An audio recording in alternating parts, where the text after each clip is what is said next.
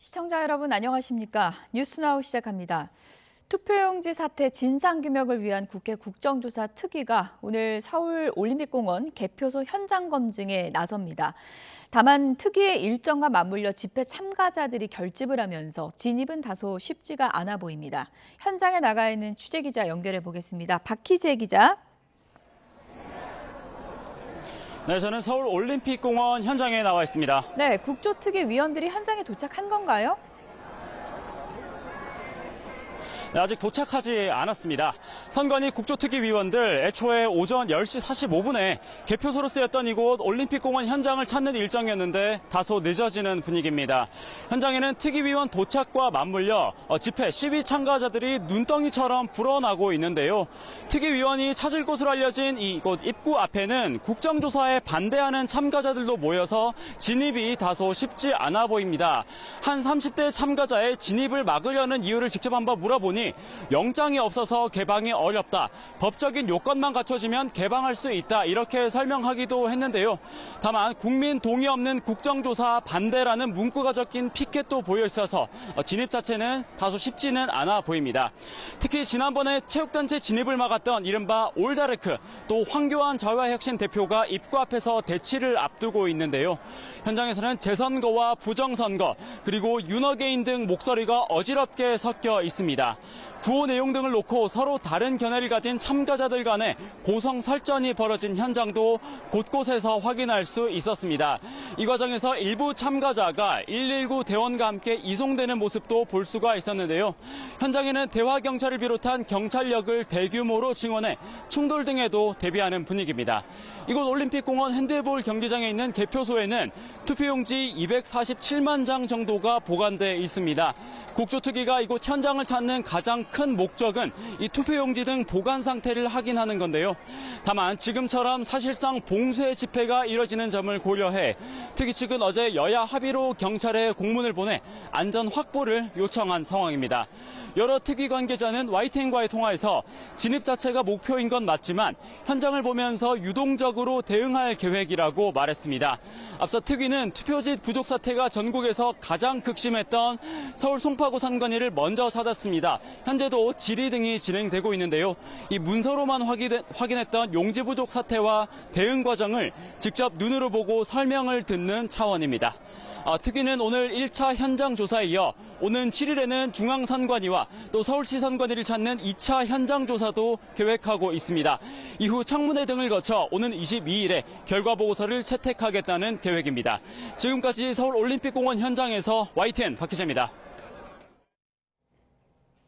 네, 지금 보신 것처럼 잠실 올림픽공원 상당히 좀 혼란스러운 상황입니다. 지금 국조특위 위원들은 아직 현장에 도착을 안 한 상황이고요. 현장 검증에 이제 오늘 나설 예정인 겁니다. 그런데 시위 참가자들 사이에 현장 검증을 수용해야 한다, 안 된다. 지금 의견이 양분되고 있는 것 같습니다. 국정조사를 허용해야 한다와 출입 불가라는 의견이 지금 대치되고 있는 그런 상황이고 현장에 상당히 좀 혼란스러운 상황인데 특위 위원들이 막상 또 도착을 하면 더 큰 혼란이 좀 우려되는 그런 상황입니다. 또 황교안 전 대표 그리고 성조기 여성 그러니까 뭐 올다르크다 이렇게도 불렸었죠. 성조기 여성도 개표소 앞 시위에 지금 참가한 상황이고요. 일부 시위 참가자는 이제 고성을 지르고 있는 그런 상황입니다. 국정조사 특위 위원들은 아직 현장에 도착하지 않았고요. 경찰이 충돌 가능성에 대비하고 있습니다. 현장 상황 추가 속보 들어오는 대로 다시 한번 전해드리겠습니다. 경찰이 여러 차례 시위 중의 불법 행위는 엄정하게 대응하겠다 이런 방침을 밝혔죠. 잠실 개표소 봉쇄 시위 첫날 경찰관을 폭행한 혐의를 받고 있는 20대 남성들이 오늘 오후 구속 전 피의자 신문을 받게 됩니다. 사회부 취재기자 연결해서 들어보겠습니다. 김희영 기자, 피의자들 혐의부터 좀 정리를 해볼까요? 네, 서울 동부지방법원은 오늘 오후 2시 반 특수공무집행방해 치상 혐의를 받는 20대 남성 2명의 구속 전 피의자 신문을 엽니다. 이들은 지난달 5일 근무를 마치고 시위 현장을 떠나려던 송파경찰서 직원의 양팔과 목덜미를 붙잡고 미는 등 가지 못하게 막고 피해 경찰관을 다치게 한 혐의를 받고 있습니다. 이날은 투표용지 부족 사태로 지방선거 당일 이송되지 못했던 잠실 7동 제2투표소 투표함이 올림픽공원 핸드볼 경기장으로 옮겨진 당일입니다. 피해 경찰관이 근무복을 입고 있었고 반복적으로 신분을 밝혔는데도 이들은 선관위 직원이 위장한 거라며 막아 세운 것으로 조사됐습니다. 이 사건 피의자는 모두 3명이지만 경찰은 그중 가담 정도가 중한 2명에 대해 구속영장을 신청했습니다. 이 모습을 영상으로 찍어 SNS에 올린 20대 여성도 허위 사실을 퍼뜨려 명예를 훼손한 혐의로 최근 피의자 조사를 받았습니다. 개표소 시위와 관련해서는 이번이 두 번째 신병 확보 시도죠? 네, 그렇습니다. 앞서 현장 경찰관에게 침을 뱉고 욕설한 40대 여성이 먼저 구속돼 사건 6일 만인 지난달 29일 검찰로 넘겨졌습니다. 오늘 예정된 영장 심사 결과는 이르면 늦은 오후 나올 전망입니다. 봉쇄 시위 현장 불법 행위로 경찰 수사를 받게 된 인원은 벌써 100명이 넘었습니다. 체육단체 업무방해와 유소년 핸드볼 선수 수식 시도, 취재기자 폭행 및 감금 사건도 포함되는데 해당 사건 수사 대상자들은 이미 대부분 신원이 특정돼 일부 소환 조사도 이뤄졌습니다. 앞서 경찰은 시위 현장의 명백한 불법 행위는 법과 원칙에 따라 엄정 대응하겠다며 필요시 구속도 적극 검토하겠다고 강조했습니다. 지금까지 사회부에서 YTN 김희영입니다. 정몽규 대한축구협회장이 감독 선임 과정에 부당하게 개입을 했다는 의혹과 관련해서 홍명보 전 감독이 경찰에 추가로 고발을 당했습니다. 2년 넘게 결론을 내리지 못해 늑장 수사라는 비판이 일자 서울경찰청이 직접 수사에 나선 것입니다. 취재기자 연결해서 알아보겠습니다. 윤혜리 기자, 시민단체가 오늘 홍명보 전 감독을 추가로 고발할 예정이라고요? 네, 서민민생위원회는 오늘 서울경찰청에 홍명보 전 감독과 정몽규 대한축구협회장, 이임생 전 기술총괄 이사에 대한 추가 고발장을 이미 제출을 했습니다. 고발장 제출에 앞서 기자회견에선 지난 2024년 정 회장과 이 전 이사가 축구협회 내부 반대에도 불구하고 규정을 무시한 채 홍 전 감독을 선임했다고 주장했습니다. 이 단체는 2년 전에도 업무방해와 업무상 배임 등 혐의로 정 회장과 이 전 이사를 고발했습니다. 당시 홍 전 감독은 고발 대상에서 빠졌는데 홍 전 감독이 이 과정에서 함께 모의했다고 보고 이번에 추가로 고발장을 제출했습니다. 시민단체는 또 경찰이 2년 넘게 수사 결론을 내리지 않고 있는 것은 직무유기라고 주장했습니다. 네, 제대로 수사가 안 되고 있다. 서울경찰청이 이런 비판이 나오니까 직접 수사에 나서기로 했는데 이렇게 되면서 수사에 탄력이 좀 붙겠죠? 네, 그렇습니다. 늑장 수사 비판을 서울경찰청이 직접 수사에 나서기로 했습니다. 애초 사건을 맡았던 서울 종로경찰서는 정 회장을 포함해 주요 피고발인 조사를 마쳤지만 2년 넘게 수사 결론을 내리지 못했습니다.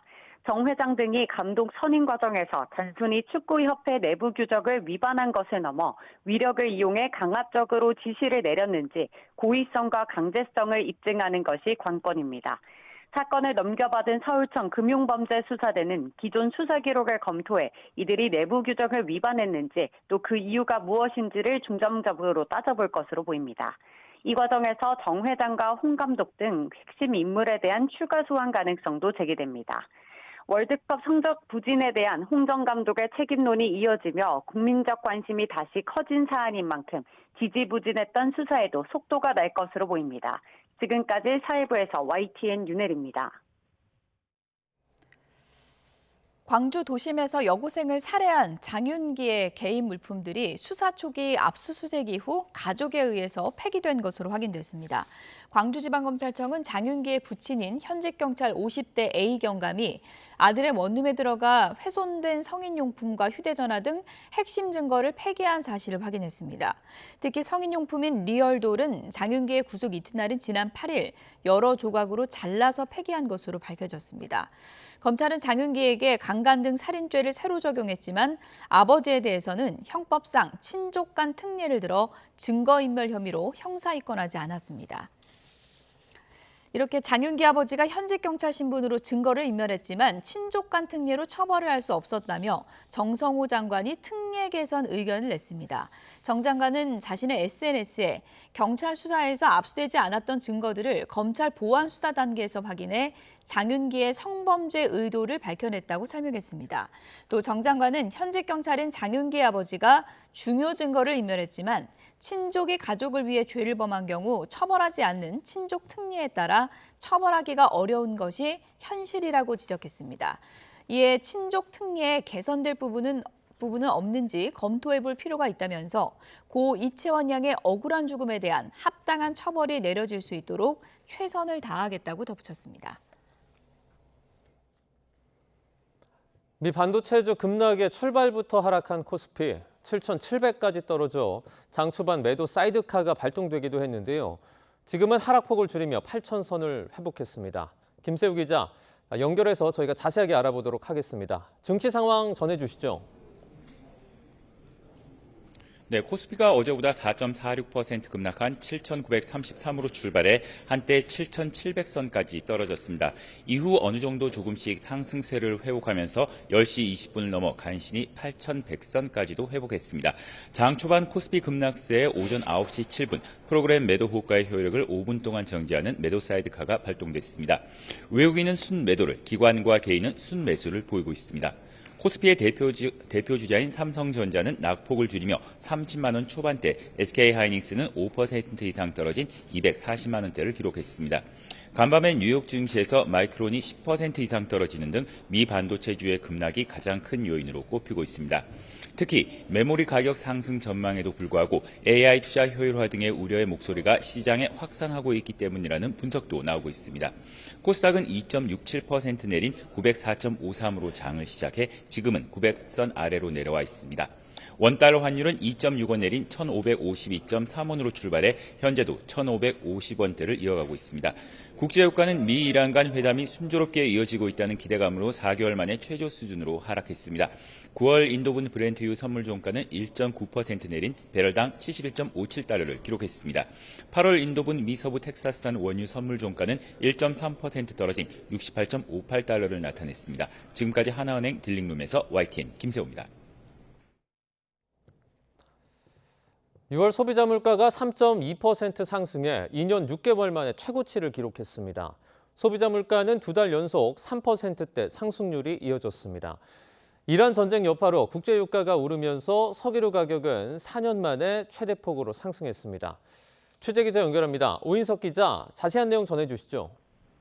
네, 국가데이터처는 지난달 소비자 물가가 1년 전보다 3.2% 상승해 2013년 12월 이후 2년 6개월 만에 가장 높았다고 발표했습니다. 소비자 물가는 5월 3.1%에 이어 2달 연속 3%대 상승률이 이어졌습니다. 이란 전쟁 여파로 국제 유가가 오르며 석유류 가격이 24.7% 상승한 영향이 컸습니다. 석유류 가격은 전체 소비자 물가를 0.93%포인트 끌어올렸습니다. 석유류 가격 상승폭은 러시아 우크라이나 전쟁 초반인 2022년 7월 이후 거의 4년 만에 가장 컸습니다. 휘발유는 전월에 이어 23.1% 올랐고 경유는 33.7%, 등유도 23.1% 상승했습니다. 정부는 석유 최고 가격제로 6월 소비자 물가 상승률을 0.4%포인트 낮추는 효과가 있었다고 분석했습니다. 농축수산물 물가는 3.2% 오르며 전체 물가를 0.24%포인트 밀어 올렸습니다. 파가 37.1%, 쌀은 11.7%, 국산 쇠고기는 7.5% 상승했습니다. 달걀은 10.3%, 조기는 12%가 올랐습니다. 서비스 물가는 2.6% 상승한 가운데 국제 항공료는 28.2%, 해외 단체 여행비는 24.3%로 상승세가 두드러졌습니다. 자주 구매하는 품목 중심으로 구성돼 체감 물가를 나타내는 생활 물가 지수는 3.4% 상승했습니다. 정부는 이영일 재정경제부 1차관 주재로 물가 관계 차관회의를 열고 하반기 물가 상승률을 3% 이내로 관리하는 데 전 부처가 총력을 다하기로 했습니다. 종전 이후 국제 유가가 하락세를 보이는 가운데 최고 가격을 내리면서 최근 5일 동안 휘발유와 경유 소매가가 리터당 72원에서 73원씩 하락하는 모습이라고 설명했습니다. 지금까지 경제부에서 전해드렸습니다. 한국은행이 다음 달 소비자 물가 상승률은 국제 유가 하락과 정부 물가 안정 대책의 영향으로 이번 달보다 다소 낮아질 거라고 예상했습니다. 이지호 한국은행 부총재보는 물가 상황 점검 회의에서 6월 소비자 물가는 석유류 가격이 높은 오름세를 이어가고 농축수산물 가격 오름폭도 커지면서 5월보다 상승폭이 확대됐다고 밝혔습니다. 이 부총재보는 특히 생활물가 상승률도 3% 중반의 높은 오름세를 지속하면서 취약계층의 생계비 부담이 큰 상황이라고 말했습니다. 또 향후 소비자 물가 상승률은 국제유가 하락에 따른 하방 압력을 경기 개선에 따른 수요 압력 확대가 상쇄하면서 당분간 높은 수준을 지속할 전망이라고 설명했습니다. 이재명 대통령은 호남권 반도체 기지 조성 등 지역균형 발전을 위한 정부의 3대 메가 프로젝트에 대한 야당 등의 비판을 거듭 반박했습니다. 우리 동네에는 왜 안 나눠주느냐는 식으로 접근해 화를 낸다며 이 주민들은 섭섭할 수 있지만 정치인들이 여기에 부와 내동해서는 안 된다고 지적했습니다. 청와대 연결해서 자세한 내용 알아보겠습니다. 강진원 기자, 이 대통령의 이런 언급은 어디에서 나왔죠? 네, 이재명 대통령은 오늘 오전 충남 아산시에서 열린 충청권 첨단산업 발전 비전 보고회에 참석했습니다. 지난달 30일 광주에서 개최된 서남권 보고회에 이어 두 번째로 충청 지역을 찾은 건데요. 이 대통령은 이 자리에서 지역 균형 발전을 위한 정부의 이른바 3대 메가 프로젝트에 대한 야당 등의 반발을 재차 반박했습니다. 가능하면 가장 좋은 입지에, 특히 기업 입장에서 효율이 높은 곳에 관련 산업이 갈 수 있도록 해야 한다는 취지로 설명하며 선물 나눠주는 게 아니라고 지적했습니다. 이 대통령은 이어 왜 우리 동네는 안 나눠주느냐는 식으로 접근하고 화를 낸다며 야당 등 일부 정치권을 겨냥했습니다. 주민들은 섭섭할 수 있지만 정치인들이 여기에 부화 내동해선 안 된다고 꼬집었습니다. 그러면서 정부는 앞으로도 기업들이 투자 결정을 할 수 있는 환경을 만들기 위해 재정이나 역량을 투입하는 노력을 계속할 거라고 강조했습니다. 정부가 기업을 압박해 지역 투자를 끌어낸 것 아니냐는 일각의 주장에도 선을 그었습니다. 요즘 세상에 압력 넣는다고 옮겨오는 기업이 어디 있느냐며 그렇게 하면 기업 경영은 물론 세계적인 투자 유치도 할 수 없다고 못 박았습니다. 이 대통령은 압력을 넣어서 강제로 할 수 있겠다고 생각하는 것 자체가 구태라며 완전히 새로운 세상이 열리는 만큼 우리의 생각도 바꿔야 한다고도 했습니다. 이런 가운데 오늘 충청권 보고회에선 392조 원 규모의 첨단 산업 투자 계획이 발표됐습니다. 삼성은 최첨단 소재와 부품 산업, SK는 낸드와 첨단 패키징 투자, 셀트리온은 바이오 산업 발전을 위한 단계별 공장 증설 투자 구상을 각각 공개했습니다. 지금까지 청와대에서 YTN 강진원입니다. 단체로 상대 학교의 지역을 비하하는 조롱송 구호를 외친 배제고 야구부가 6개월 출전 정지 징계를 받았습니다. 선수 개인에 대한 추가 징계 가능성도 남겨놨습니다. 이경재 기자입니다.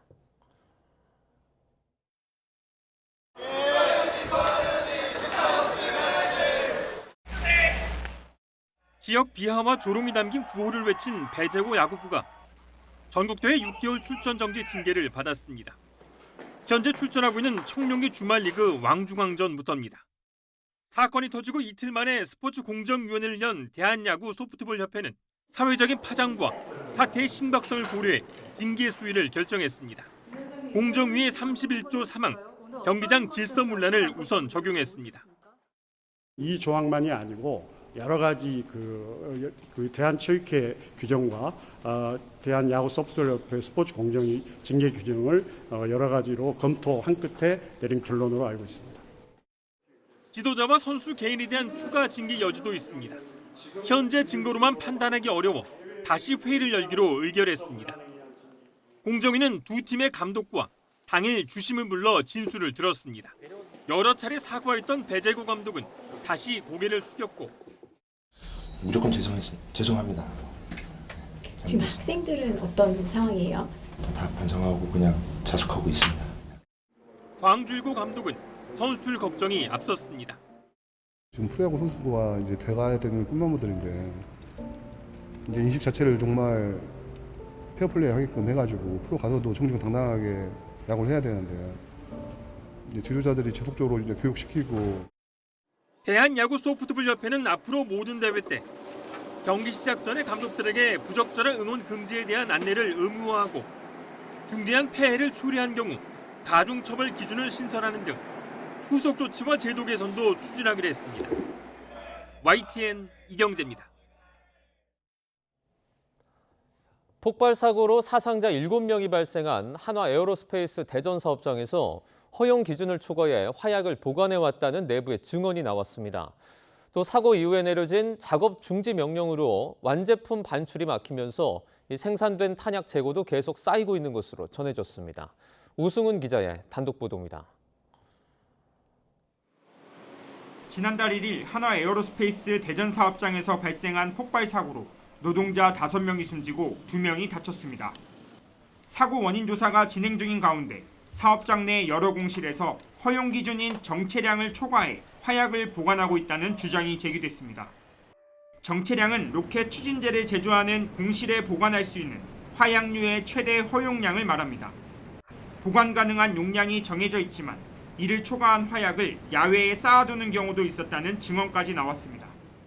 원래 한 공실에 이제 몇 개 이상은 이게 들어가고 나서 이제 더 이상 들어가면 안 되는데 탄약도에서 하나하나씩 빼면서 하기에는 막 힘들고 불편하니까 밖에다가 이제 막 그걸 적시를 하고 있는 거죠. 사고 이후에도 사업장 부지를 함께 쓰고 있는 협력업체는 여전히 탄약 생산 공정을 운영해온 것으로 전해졌습니다. 하지만 한화 에어로 측에 내려진 작업 중지 명령으로 완제품 반출에 필요한 물류 작업이 중단되면서 탄약 재고량만 계속 쌓이고 있다는 게 내부 관계자의 설명입니다. 수출을 해야 된다는 그런 수량들이 있는데 그걸 이제 수출을 못하면 시체포 상금 같은 게 나오니까 어떻게든 간에 빨리 뽑아내려고 하나 쪽에 이렇게 무리를 해가지고 작업을 크게 하는 것 같습니다. 이 같은 증언들은 고용노동부 특별감독 과정에서도 확인된 것으로 알려졌습니다. 혹시라도 폭발이 일어나게 되면 더욱더 큰 폭발이 일어나게 되는데 위험한 상황 자체를 개선한다는 말만 할 뿐이지 전혀 개선되는 게 지금 아직까지 없습니다. 한화 에어로스페이스 측은 특별감독 과정에서 나온 지적사항에 대해 앞으로 적극적으로 개선해 나가겠다는 원론적인 답변만 내놨습니다. 고용노동부는 지난 2018년과 2019년 사고 직후에도 특별감독을 벌여 500건이 넘는 법 위반 사항을 적발했습니다. YTN 오승훈입니다.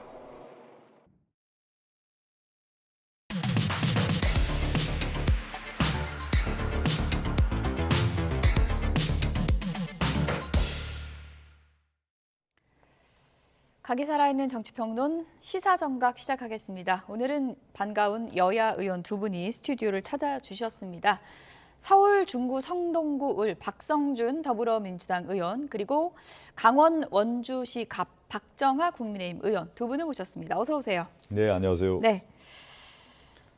어제 청와대에서 전현직 대통령의 오찬이 있었죠.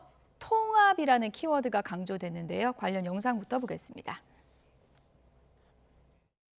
문재인 전 대통령이 청와대 녹지원에 도착하자 야외에서 기다리던 이재명 대통령이 허리 숙여 인사하며 반갑게 맞이합니다.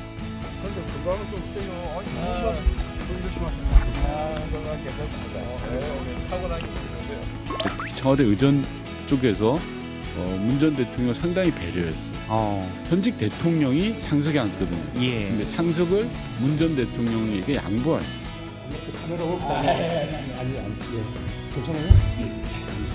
다른 기회도 통상 대통령 일정이면 무조건 대통령이 먼저 말씀을 하셔야 정상이거든요. 근데 어제는 문 전 대통령에게 먼저 발언 기회를 줬어요.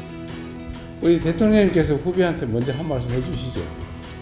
왜 파일 안 하셨어요? 라고 어제 여쭤봤더니 문 전 대통령 측에서 편하게 봅시다. 우리 청와대도 흔쾌히 받아들였다고 하더라고요.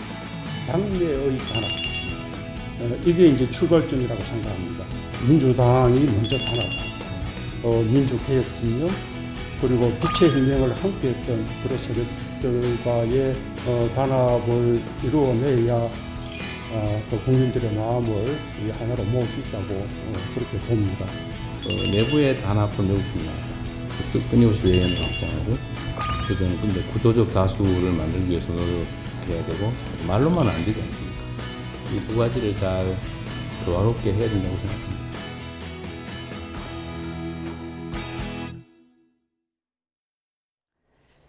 네, 비빔밥 오찬 저희가 어제 현장에서 들어온 화면 생생하게 전해드렸는데 전현직 대통령이 손을 잡고 통합의 키워드를 강조했습니다. 민주당의 내부가 전당대회 때문에 좀 가열됐었는데 당분간은 좀 쿨다운 되는 겁니까? 어떻게 되는 겁니까? 큰 어른들이 만나신 거죠. 예. 전직 대통령 또 현직 대통령이 만났기 때문에 통합이라고 하는 키워드를 강조했다라고 하면 내부적으로 분열이 있고 갈등이 있다라고 하는 것을 드러냈다라고 볼 수 있는 거 아니겠어요? 비빔밥을 먹는다는 것 자체가 분열은 인정한 겁니까? 현재 우리가 현실 진단을 할 때 전당대회 과정에서 우리 지지자들이 갈등과 분열 양상은 분명히 있는 거잖아요. 그것이 이재명 대통령께서 말씀하셨던 경쟁이 아니라 선의의 경쟁이 아니라 전쟁 수준까지 있고 저도 예를 들면 어떤 얘기하고 나면 막 어마어마한 문제가 오고 그런 것들이 난무하는데 저는 이게 정치를 할 때 이제 흥분과 차분이 있거든요. 이제 경쟁을 할 때는 막 흥분하면서도 지금은 좀 차분하면서 한번 냉정의 시간이 필요한 것 같아요. 그건 뭐냐면 이재명 대통령과 문재인 전 대통령이 만나서 지금 상황에 대해서 우리가 단합을 강조하고 그 가운데에서 또 다른 외역 확장도 해야 되는 거 아니겠습니까? 그렇다고 보면은 지금에 있는 당내의 전반적인 기류를 한번 보고 한번 왜 우리가 단합해야 되는 건지 함께 해야 되는 것인지 당정청을 왜 해야 되는 것인지 그러면서 이재명 정부의 성공을 위해서 우리가 무엇을 해야 되는 건지 그런 면에서 한번 생각의 기회를 좀 주는 그런 시간이 되고 그것이 바로 단합과 통합을 통해서 우리가 민주당이 나가야 된다라고 하는 메시지를 전달해줬기 때문에 저는 그런 면에서는 상당히 매우 상징적인 자리라고 봅니다. 언론에서는 원래 특성상 비교 분석을 좋아하기 때문에 어제 전현직 대통령이 통합을 강조하긴 했지만 문 전 대통령은 내부 통합 먼저라는 걸 강조했고요. 이재명 대통령은 외연 확장에 방점이 있는 것 같은데 미묘한 차이는 좀 있다고 보십니까? 미묘하지 않고 많은 차이가 있는 거죠. 차이니까. 그러니까 두 분이 겉으로는 좀 전에 저희가 봤던 것처럼 좋은 모습 보여줬고 한 자리에 있었지만은 서로 다른 곳을 쳐다보고 있었다는 것 아닌가라는 생각입니다. 그러니까 1년이 넘었잖아요. 우리 이재명 대통령이 취임하신 지. 왜 두 분이 이제 만나야 되는지, 이제 와서 만나야 되는지, 지금 그렇게 만났어야 되는지. 그러면 저는 민주당 내부 사정은 잘 모릅니다만 그만큼 무언가가 잘 안 맞고 있는 것 아닌가라는 생각이 듭니다. 그래서 민주당 인사들은 좋게 평가를 하고 있습니다만 저는 문재인 대통령은 당내 단합이 먼저다. 이재명 대통령은 구조적인 확장이라고 그랬나요? 구조적인 다수? 이런 것 얘기하면서 나는 나의 길을 가련다라고 말씀하시면서 저는 그 전당대회 앞두고 많은 갈등이 그 안에 있고 두 분이 만나야 할 만큼 그 갈등의 깊이나 그 상처가 깊은 것 아닌가라는 생각이 들어요. 메뉴도 하필 왜 두 분이 만나는데 비빔밥 먹어야 돼요? 그건 여야 만날 때 보통 비빔밥 많이 쓰지 않아요? 그만큼 비빔밥 아니면 탕평채 먹죠. 그런 거 먹죠.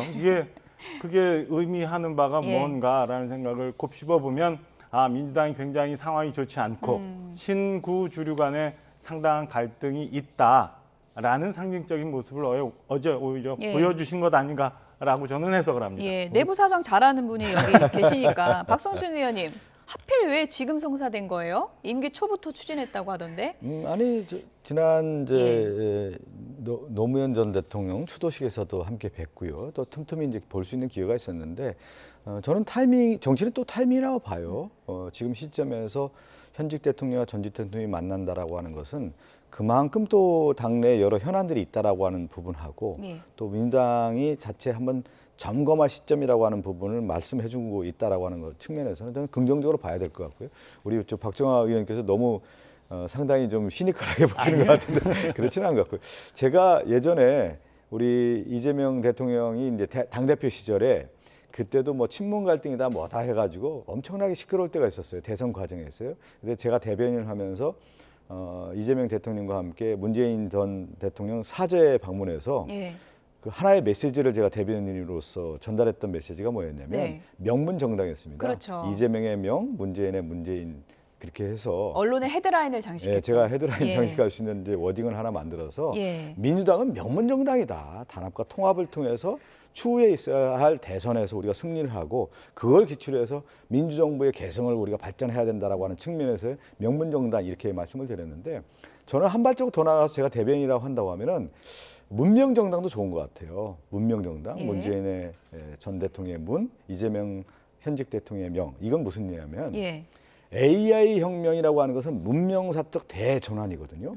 대한민국이 새로운 세계사적 도약을 할 수 있는 대도약의 시기란 말이에요. 그런 측면에서 민주당이 해야 될 일들이 엄청 많은 겁니다. 그랬을 때 우리가 국내 문제 아니면 당내 문제만 너무나 눈이 가려져 있다고 하면은 예. 세계의 이런 문명사적 전환의 대전환 시기에 우리가 준비를 할 수가 없다라는 측면에서 저는 이재명 대통령께서 3대 대도약이라고 하는 메가 프로젝트를 발표하지 않았습니까? 이 예. 측면에서 민주당이 주도적으로 이런 일들을 해야 되기 예. 때문에 저는 이제 명문정당을 넘어서 이 세계의 대전환 시점에서 예. 문명정당으로서 가는데 이 두 분의 어제의 만남이 비빔밥도 드시고 손도 잡고 우리 당원들뿐만 아니라 국민에게 주는 메시지가 그런 의미가 아닌가 싶습니다. 이제 문명으로 바꿨을까요? 아니, 제가 대변인이라면 이제 그런 의미를 예. 담아서 예. 제가 왜 그러냐면 우리 전 세계 이 변화가 예. 어마어마한 변화거든요. 예. 그 변화에 맞춰서 누가 합니까? 정치권이 선도적으로 역할을 해야 되는데 그 선도적 역할을 민주당이 해야 되는 거고 예. 민주당의 당원들이 그러한 의식과 변화를 통해서 전당대회도 준비하자 이런 의미라고 봐야 되겠죠. AI 프로젝트까지 홍보해 주셨는데. 박 의원님 워낙 그 명대변인 출신이시니까 예. 이렇게 명문 정당 이런 거 조 만들어 주셨는데 그런 상징적인 용어로 정의를 하려고 하는 집은 꼭 안에 내부에 문제가 있어요. 어려워서 그렇게 거치장을 하는 것 아닌가라는 생각이 듭니다. 근데 왜 취임 1년 차에 전당대회를 하면서 그 안에서 이렇게 복잡한 문제들이 생기느냐. 갑자기 뭐 외부에 있는 유시민 작가가 등장을 하고 뭐 멸칭들이 막 등장을 하면서 1년 동안 안 만나셨던 두 분 대통령께서 만나서 저런 그 세레모니를 해야 되느냐라는 생각을 해보면 저는 그 국민의 한 사람으로서 정부 여당이 잘 가야 되잖아요. 그리고 전현직 대통령이 잘 뭉쳐가지고 좋은 경험을 나누면 좋잖아요. 그런데 그게 공교롭게도 시기도 그렇고 예. 내용도 그렇고 지금 민주당 내에서 전개되는 상황이 그렇게 녹록해 보이지는 않는다라는 생각이 듭니다. 녹록해 보이지는 않는다고 하셨는데 녹록하진 않은 것 같습니다. 김민석 전 총리 당권 경쟁과 관련해서 라이벌이라고 할 수 있는 정청래 전 대표에 대해서 공세를 강화하기 시작했습니다. 언론 인터뷰에서 이런 얘기를 했습니다. 당대표를 굳이 2번 할 필요가 있나? 리더십을 좀 바꿔야 된다. 이런 얘기를 했고요. 이러자 친청으로 분류되는 최민희 의원 바로 반박했습니다. 그렇다면 총리를 하다가 굳이 당대표까지 할 필요 있냐? 이렇게 반박했거든요. 아니 리더십 교체 시기 아니겠어요? 예. 저는 정청래 전 대표가 이재명 대표의 일기 당대표 체제로서 내란 세력과 맞서 싸우면서 선봉장 역할, 검찰개혁의 어떤 기치를 들면서 많은 역할을 했다고 봅니다. 근데 그 역할은 그 역할인 거고 2기 지도체제는 새로운 변화와 혁신, 제가 앞서 얘기한 것처럼 AI 혁명 시대를 주도할 수 있는 민주당의 새로운 변화의 물결을 만드는 리더십 체제를 만들어야 된다고 봐요. 그런 면에서 당정청 원팀을 만들어내고 원내 화합도 일어나면서 개혁 작업을 순조롭게 할 수 있는 사람이 누가 돼야 되느냐에 대한 측면에서 볼 때 저는 지략가형의 리더십으로 좀 바뀌어야 된다. 지장, 용장, 덕장 얘기 많이 하는데 예. 지장의 시대가 2기 체제에 맞다고 보는 거고 그런 예. 측면에서 당내에 봤을 때 이런 불협화음의 근본적 원인이 어딨냐 이런 문제를 해결할 수 있는 사람이 있다고 하면은 저는 김민석 전 총리가 됐던 이런 리더십을 보여줄 수 있는 사람이라고 한다고 하면은 선택받을 수 있다고 보는 겁니다. 예, 김민석 전 총리가 당대표를 굳이 2번이나 할 필요가 있냐라고 했는데 또 일각에서는 정청래 전 대표는 한 번을 제대로 한 게 아니니까 2번이라고 할 수는 없는 거 아니냐 뭐 이런 얘기도 있습니다. 양쪽 진영이 제가 볼 때는 다 비슷한 것 같아요. 예. 그러니까 애써 꼭 2번을 해야겠다라고 얘기를 하시는 정청래 전 대표. 그리고 지난 1년 동안 한번 보면은 그 굉장히 뭐라고 해야 되나 위험 수위를 넘는 발언들이 많았잖아요. 최근에도 대통령이 G20 순방 가 있을 때도 당내에서 굉장히 험한 얘기들이 좀 많이 나왔고 대통령 순방 결과를 묻어버릴 만한 그런 갈등들이 많은데 왜 저렇게 꼭 대표직을 또다시 연임을 해야 되는지. 두 번째는 저희 당도 옛날에 그런 적이 있었어요. 다 아시는 것처럼. 예. 왜 대통령이 여당의 전당대회까지 저렇게 간접적으로나마 참전하는 것처럼 국민들이 다 오해하게끔 해야 하나. 저렇게 생사 결단하듯이 저렇게 싸워야 되나라는 걱정들을 좀 해요. 그래서 저는 양진영이 다 조금 이상하다, 이해하기 예. 어렵다 이렇게 보여집니다. 정청래 전 대표가 어제 전현직 대통령 회동과 관련해서 이제 멸칭 쓰지 말자 뭐 이런 얘기도 있었잖아요. 이런 조롱과 혐오 멸칭이 난무하는 갈등을 키워온 일부 세력에게 울림을 줄 것이다 이렇게 얘기를 했거든요. 그러니까 뭐 문으로 시작하는 그 멸칭, 최근에 언론에 많이 등장하는 그 조어 누가 만들었냐 이렇게 상대 측을 좀 공격하는 것 같은데 그건 어떻게 보세요? 저는 이제 우리가 얘기할 때 이제 전당대회에서의 당 대표라고 하는 것은 우리가 이제 권력의 용어로 볼 때 당권 투쟁이 권력 투쟁 아니겠습니까? 그 필수적으로 정당 내부에서는 끊임없는 권력 투쟁을 하게 돼 있어요. 그래서 그 권력 투쟁의 문제는 뭐냐면 당내분으로 가속화시킨다고 하면 그 권력 투쟁이 실패하는 거고 이거를 승화시켜서 보다 나은 싸움으로 가는 거죠. 당의 미래를 가야 되는 건데 그 가운데에서 경쟁을 하다 보면 과거, 현재, 미래에 대한 얘기를 하게 돼 있어요. 예. 그러면 과거에 너는 뭐 했냐, 어떻게 됐느냐 이런 문제로 치닫다 보면 실질적으로 얘기하는 어떤 멸칭이 됐든 비하가 됐든 조롱이 됐든 이런 싸움으로 가게 되는 건데 네. 저는 그런 싸움이 아니라 이제 전당대회에서 당대표가 이 당을 위해서 무엇을 할 건가에 대한 상품을 내놓는 그런 시점 아니에요? 거기에 대해서 이제는 당대표 후보들이 좀 절제의 언어를 써야 된다. 그 분기점이 어제 이재명 대통령과 문재인 전 대통령의 만남을 통해서 예. 보여줘야 되는 것이다. 선의의 정말 경쟁을 할 수 있는 민주당이 가야 할 길에 대한 개혁 과제가 어떻게 됐든 예. 당정청 원팀이 됐든 이런 AI 시대에서 우리가 산업적 기반을 어떻게 하겠다는 거. 예. 이런 미래지향적인 정책들과 비전을 제시하면서 저는 당내 예. 호소를 해야 된다고 봅니다. 그리고 과거에 어떤 문제를 가지고 이것을 네거티브성으로 간다고 하면은 저는 그것이 전당대회가 좀 더 내분을 가속화시키는 부분이기 때문에 어제를 기점으로 해서 저는 분기점이 되지 않았나 이렇게 보고 있습니다. 네. 지금 뭐 올림픽공원 개표소에 국조특위 위원들이 도착을 한 것 같은데요. 지금 현장 화면이 있으면 좀 보여주시죠. 앞서도 전해드린 것처럼 오늘 올림픽공원 개표소에서 국조특위 위원들이 현장 검증을 할 것이다라고 이제 예고를 해드렸고 앞선 상황에서는 국조특위 위원들이 도착하지 않았던 상황인데 지금은 현장에 도착을 한 것 같습니다. 윤상현 위원장이 경찰 브리핑을 듣고 진입 여부를 판단하겠다 이런 입장을 밝혔고요. 곳곳에 지금 시위대들이 집결하고 있는 상황이라고 합니다. 부정선거, 재선거, 구호를 외치면서 시위대들이 지금 집결을 하고 있는 상황이고요. 오늘 여야 국조특위 위원들이 개표소 내부를 진입하는 것을 시도할지 지금 주목되고 있는데 현장에 이제 경찰 경력이 좀 보이고 있는데 현장에서 어떤 판단을 할지 좀 주목되고 있는 그런 상황입니다. 어제 이제 국조특위에서 여야 위원들하고 시민단체하고 같이 들어가서 그곳을 이제 들여다보자 이렇게 이제 합의가 된 거고요. 국조특위 위원들이 그래서 지금 현장은 갔는데 시위대들이 지금 집결하고 있는 상황이어서 안으로 들어갈지는 좀 지켜봐야 될 것 같습니다. 저희가 또 추가 상황이 들어오면 이 부분 전해드리도록 하겠습니다. 네. 민주당 당권 주자들의 그런 얘기들을 좀 하고 있었는데 지금 여러 가지 상황을 보면 박성준 의원도 지금 얘기를 해주셨지만 대통령이 호남 투자 계획을 발표하고 그리고 문재인 전 대통령을 만나고 이렇게 되면서 일종의 좀 정청래 전 대표 포위 작전이 된 거 아니냐. 정청래 카드가 앞으로 뭐가 있겠냐 이런 또 시각도 있는 것 같습니다. 아니라고 얘기들은 하겠지만 저는 분명히 그렇게 보여요. 좀 전에 말씀드린 것처럼 대통령께서 간접적으로나마 굉장히 여당 전당대회에 많이 참전하고 계시는 것 같은 느낌이고 이거는 첫째 지난 지방선거에서 나타난 결과에 대해서 긴장을 하고 계시는 것 아닌가.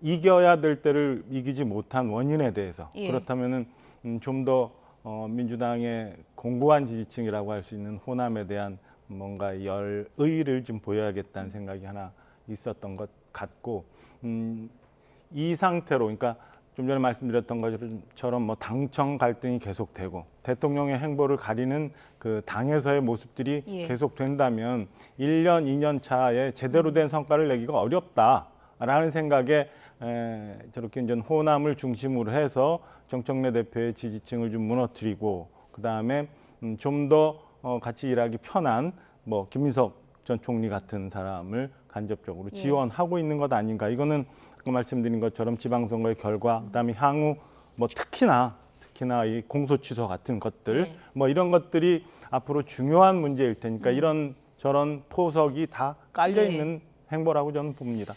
네, 어쨌든 외연 확장을 강조하고 있는 이재명 대통령인데요. 오늘 한 언론 보도에 야권의 중진 의원들에게 같이 좀 골프 한번 치자 이런 제안을 했다는 내용의 보도가 됐습니다.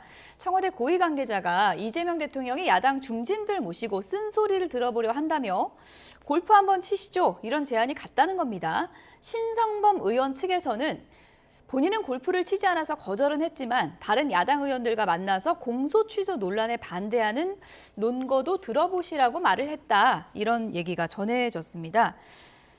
야당 중진 의원들하고 현직 대통령이 골프를 치는 거는 본 적은 없는 것 같은데 이게 좀 성사될 가능성이 있는 겁니까? 제가 잘 모르겠어요. 일단은 이게 예. 이제 어떤 사실에 근거한 것인지 또 어떤 맥락이 어떤 것인지는 정확하게 제가 진위 여부를 파악을 못해서 어떻게 얘기를 해야 될지는 모르겠지만 뭐 골프라고 하는 어떤 표현도 표현이겠지만 저는 이제 대통령께서 중도 실용주의라고 하는 노선을 좀 갖고 있지 않습니까? 그래서 대한민국을 전 세계의 10대 강국에서 5대 강국으로 만들어가는 어떤 그런 과정이 있지 않습니까? 그러려면은 지금 시점에서의 여야의 어떤 대치 국면도 있지만 여야가 함께 만날 수 있는 어떤 공간을 만들어내고 그 가운데 실제 우리가 얘기하는 비쟁점에 대한 개혁 작업들이 있고 산업적 발전을 이룰 수 있는 분야들이 분명히 있는 거 아니겠습니까? 그런 측면에서 야당의 협조도 분명히 필요한 부분이 있는 거기 때문에 그런 전체적인 차원에서 말이 나온 것 같은데 그 핵심은 뭔지는 제가 잘 몰라서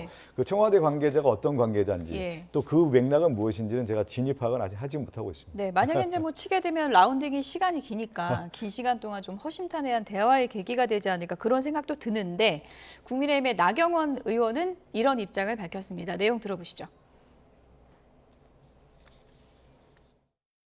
저는 받아보지 않았는데요. 저는 이거 되게 의심스러운 게 왜요? 대통령이 이 모든 것을 기승전 트럼프가 골프 치자 그랬다 이걸로 지금 가져가는데요. 청와대나. 저희가 들은 제보에 의하면 트럼프의 회동 제안 이전에 이미 대통령께서 골프를 쳤다. 이런 제보가 많이 들어와요. 예전에 우리 정권 때 골프 친 거 갖고 엄청 못 살게 굴었잖아요. 그런데 이제 뭐 그 시기가 언젠다, 시간이 언제다, 뭐 그 골프를 쳤을 때 뭐 앞뒤로 뭐 어떻게 됐다, 누구랑 쳤다 여러 가지 제보가 있는데 뭐 그거 물 타려고 우리 여당 중진들한테도 골프 치자고 한 건지 좀 굉장히 궁금하네요. 다른 방법으로 소통하실 일도 많을 거고 우리 이야기 조금 들어주셔야 되는 거 아닙니까? 법사위원장이라도 나눠 가져야 되는 거 아닙니까? 네, 뭐 대통령 골프 관련해서 제보를 받고 있다고 했는데 그 내용은 얘기를 안 했기 때문에 추후에 나경원 의원이 추가 내용을 뭐 어떤 내용을 밝히는지는 좀 들어봐야 될 것 같은데 어쨌든 중진 의원들에게 만약에 골프 회동 제안이 간 게 정말 사실이라면 신성범 의원 측은 받았다고 하니까요. 중진 의원들이 응할 가능성이 있는 겁니까? 저는 일부 뭐 응해도 무방하지 않을까라는 생각이에요. 그러니까 나경원 의원님 말씀 주신 것처럼 저렇게 볼 수 있는 시각도 있지만 저는 역대 대통령이 너무 바빴어요. 사실은 대통령이 공백을 좀 갖고 여유를 가져야 되는데 우리나라 대통령께서 너무 일들을 많이 매몰돼서 하다 보니까 사실은 그 좀 더 많은 생각들을 못하고 생각을 정리 못하는데 때로는 가족들하고도 시간을 좀 갖고 뭐 때로는 여러 수행원들 없이 좀 쉬는 시간도 갖고 저는 뭐 저게 골프라는 거에 대한 부정적인 이미지 아니면 뭐 사전에 이미 대통령이 치고 난 다음에 저걸 물타기 하려고 했다는 부정적인 이미지 이런 것 때문에 주저주저 하는지 모르겠습니다만 어떻게든 만나야 되는 거 아니에요.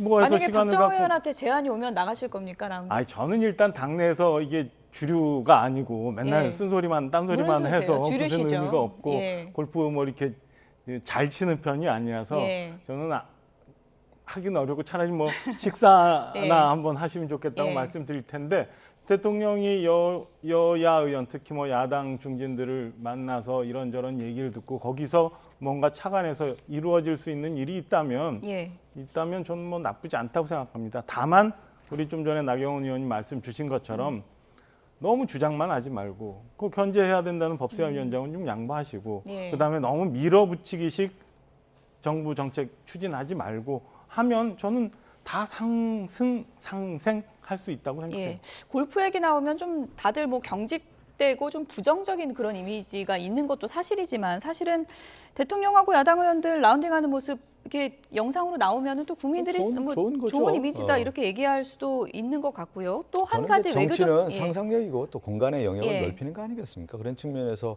나왔다고 좀 긍정적으로 받아들여야 될 것 같고 예. 나경원 의원이 5선이잖아요. 꼭 5선이 저렇게 얘기하는 게 좋겠어요?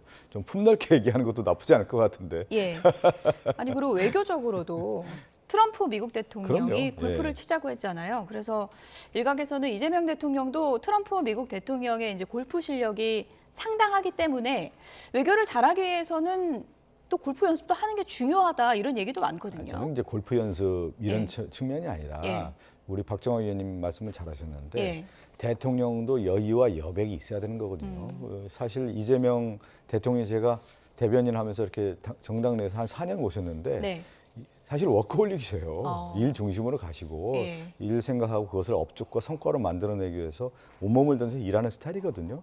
장기적으로 볼 때 대통령에서 또 여유도 찾고 건강도 더 만들어내야 되는 측면에서 볼 때는 운동도 해야 되는 거고 만약에 운동을 한다고 하면은 그것이 여야의 어떤 협치의 공간으로서 만들어간다는 것은 매우 의미 있는 자리죠. 그런 눈으로 이제 우리 국민들이 또 바라본다고 하면 되는데 저는 아까 말씀드린 것처럼 이게 어떤 맥락인지는 잘 몰라서 얘기를 뭐 섣불리 못 하겠는데 그런 공간을 만들어가는 차원은 저는 좋은 시그널이라고 봅니다. 네. 민주당이 원구성 협상하면서 저희들한테 좀 양보를 하고 난 다음에 저런 기사가 났으면 박수 받으셨을 텐데 그거 전후가 바뀌다 보니까 좀 비판적으로 보는 분들도 있을 것 같아요. 그래도 법사위원장은 양보할 리는 없는 거죠? 이미 끝난 이슈고요. 저는 일할 때 어떤 일을 하느냐에 대한 방향이 있는 거 아니겠어요. 저 이재명 대통령께서 정말 이 나라를 위해서 세계의 어떤 경쟁력을 확보하기 위해서 이렇게 일을 할 때 우리 박정화 의원님이 있지만 그 국민의힘에 있는 상임위원장들이 일을 안 했어요. 상임위도 안 열고 그게 어떤 모습입니까? 일을 해서 비쟁점 법안이나 개혁 법안들 같은 경우 처리해주면서 좀 더 그렇게 하면 오히려 국민의힘도 박수 받죠. 얼마 전에 어떤 보도 보니까 상반기 이제 여당 위원장 상임위, 야당 위원장 상임위 이렇게 비교한 거 봤는데 큰 차이 없더라고요. 그리고 다른 상임위 열심히 일할 수 있고 법사위를 야당에 준 거는 김대중 대통령 때부터예요. 그러니까 그 정신을 한번 생각해 보시면 좋을 것 같아요. 예. 법사위원장이라는 단어 나오니까 두 분이 굉장히 격해지셨는데 저희가 지금 시간이 5분 정도 남아서 배재고 논란을 좀 다뤄봐야 될 것 같습니다. 배재고 야구부 6개월 출전 정지 징계를 놓고 지금 정치권에서도 갑론을박이 한창입니다. 먼저 어떤 구호가 논란이 됐던 건지 다시 한번 좀 들어보겠습니다.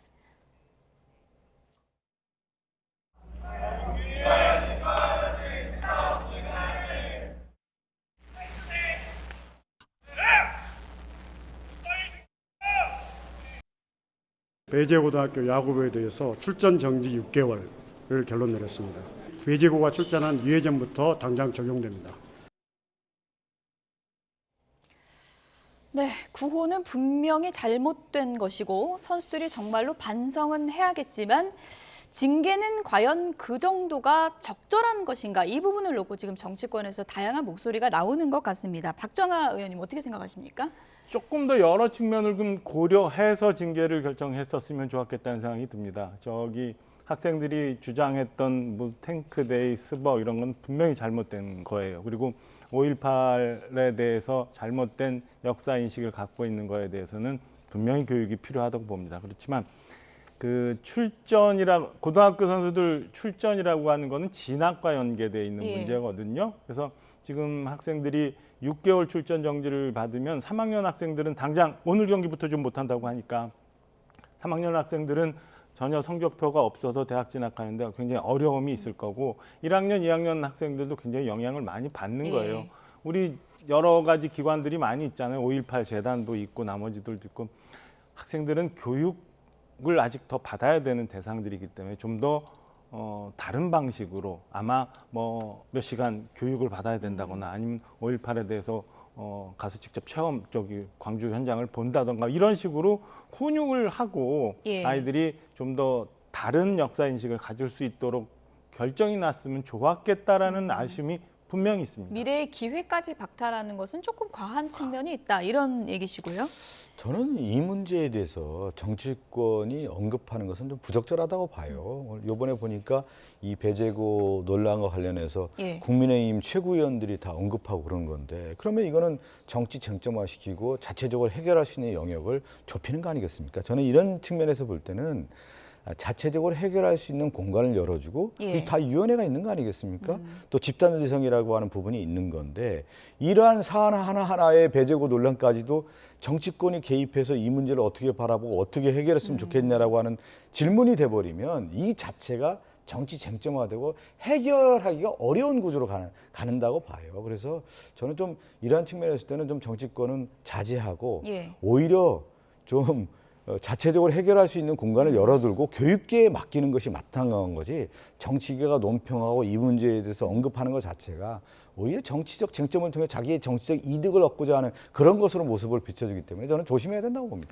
박 의원님 말씀에 100% 공감. 근데 시점을 조금만 뒤로 가면 이게 학생들이 저 사건이 많이 알려지게 된 계기가 사실은 정치권이 개입해서 그런 거거든요. 그러니까 그때부터 해서 교육계 내 자체적으로 스포츠 자체적으로 정리할 수 있게 놔뒀으면 저렇게까지 갈 수 있었을까라는 생각이 좀 들어요. 하여튼 뭐 같은 의견입니다. 지금 이렇게 관련된 이제 우리가 얘기하는 뭐 5.18에 대한 역사, 우리가 얼마나 아픔의 역사입니까? 그것이 스벅에서의 탱크데이 논란이 일어나고 거기에서 그 파장들이 얼마나 컸습니까? 그런데 야구장에서도 이런 논란이 있는데 거기에 대해서 기름 부은 형태로 정치권이 이래라 저래라 얘기하기보다는 교육계와 자체의 학계에서 또 야구협회 있지 않습니까? 거기에서 자체적으로 해결할 수 있는 공간을 열어주는 것이 저는 마땅하다고 봅니다. 어쨌든 뭐 그런데 중요한 사회 현안에 대해서 논란이 되는 사안에 대해서 또 정치권에서 또 이런저런 책임 있는 의견을 내는 것도 또 여론 필요한 거죠. 형성에 상당히 좀 중요하니까요. 오늘 김재원 최고위원은 방송인 최욱 씨는 극단적인 발언을 했는데 사과 한번 하고 넘어갔는데 고등학교 어린 학생들에게는 이 비교를 해본다면 너무 무거운 처벌 아니냐라는 개인 의견을 냈어요. 좀 전에 그 앵커께서 말씀 주신 것처럼 저거는 학생들의 미래에 아주 직결된 문제예요. 그것도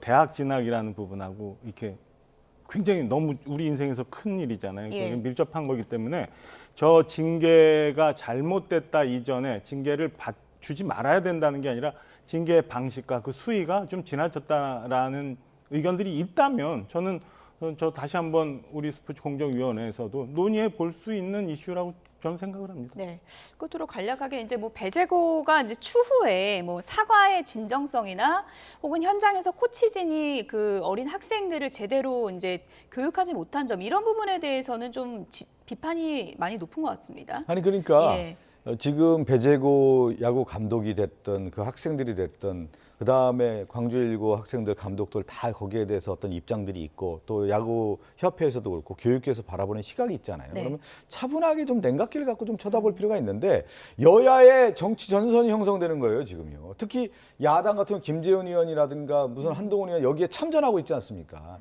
저는 이럴 때 정치인이 좀 자제했으면 좋겠어요, 이런 문제에 대해서는. 교육계의 현명한 판단을 기다리겠다. 그러면 자정하고 거기에 따라 판단하는 걸 지켜보는 게 낫지. 여기에서 의원 하나가 가이드라인을 좀 제시하고 있잖아요. 그 내용들을 보면 그러면 얼마나 혼란스럽겠습니까? 네. 그리고 최욱하고 비교하는 게 맞습니까? 지금 이 배재고의 문제를 유튜버 하는 그 평론가인 최욱 이분하고 이걸 비교선상에서 아는 것 자체가 정치 쟁점으로 몰고 오는 것 같은데 너는 정치인이 너무 가볍다고 봐. 이런 문제에 접근하는 데 있어. 저는 그래서는 안 된다고 봅니다. 예. 그런 면에서 보면 체육평론가한테는 더 가혹한 사실은 사회적 징계가 있어야 되는 거고 아이들에 대해서는 한번 우리가 고려해줘야 될 부분이 있다고 생각을 하는 겁니다. 그래서 일부 뭐 저희 당뿐만 아니라 정치권에서 얘기하는 거는 지금 스포츠 공정위원회에서 했던 징계의 수위가 과하니까 아이들의 미래를 생각해서 재고해달라는 뜻이니까 저것도 충분히 저는 받아들여서 고민해볼 대목이라고 봅니다. 네. 일단 징계 6개월은 이제 내려진 결정이긴 한데 사회적으로 이런저런 논란이 있는데 어떤 또 추가 논의가 있을지는 좀 차분하게 기다려보겠습니다. 오늘 박성준 더불어민주당 의원, 박정아 국민의힘 의원 두 분이었습니다. 고맙습니다.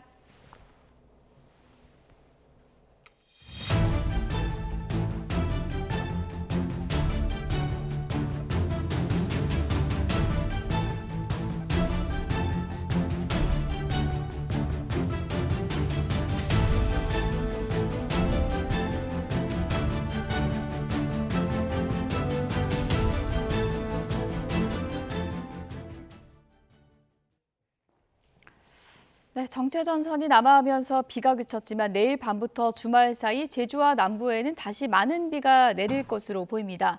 또 다음 주 초에는 수도권을 포함한 전국적으로 호우가 예상되고 있습니다. 날씨는 취재기자 연결해서 자세하게 짚어드리겠습니다. 김민경 기자, 지금 비가 그쳤나요? 네, 저기압이 동쪽으로 빠지고 북서쪽 상공에서 찬 공기가 내려와 정체전선이 제주 남쪽 해상으로 내려가면서 지금은 비가 그친 상태입니다. 하지만 내일부터는 다시 북상해 내일 오후 제주를 시작으로 주말인 모레는 충청 이남까지 비가 확대되겠는데요. 이번에도 제주 산간에는 120mm 이상, 남해안에 최대 80mm 등 제주와 남부를 중심으로 많은 비가 내릴 걸로 보입니다. 기상청은 일요일부터 다음 주 초에는 수도권을 포함한 전국으로 비가 확대될 걸로 내다봤는데요.